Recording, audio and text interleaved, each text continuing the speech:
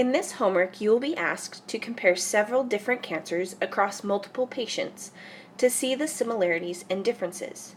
You will have multiple sets of cards for different kinds of cancer that you will make observations from. This is what those cards will look like. Now, there are a lot of different things that we can tell from these cards. In the first column, it tells us the name of the gene that is responsible for the cancer. For example, in patient 1, both BRCA1 and TP53 are responsible for the breast cancer. Now, in column 2, it tells us the location of these genes, or which chromosome we would find them on. BRCA1 and TP53 can both be found on the same chromosome, and in this case, it is chromosome 17.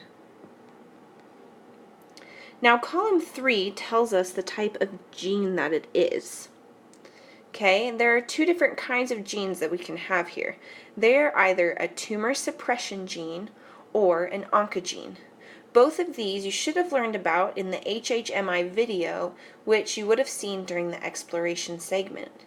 Now, if you need a refresher, just take a moment to go back and review that video.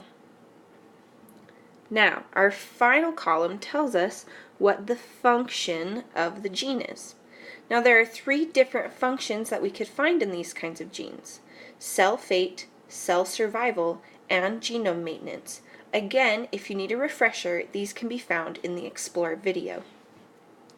Now, here is a key that helps summarize what the different symbols mean on the patient cards, with their gene classification as well as their function. Now go ahead and choose 3 of the cancer types and analyze the differences and similarities between the 4 patient cards.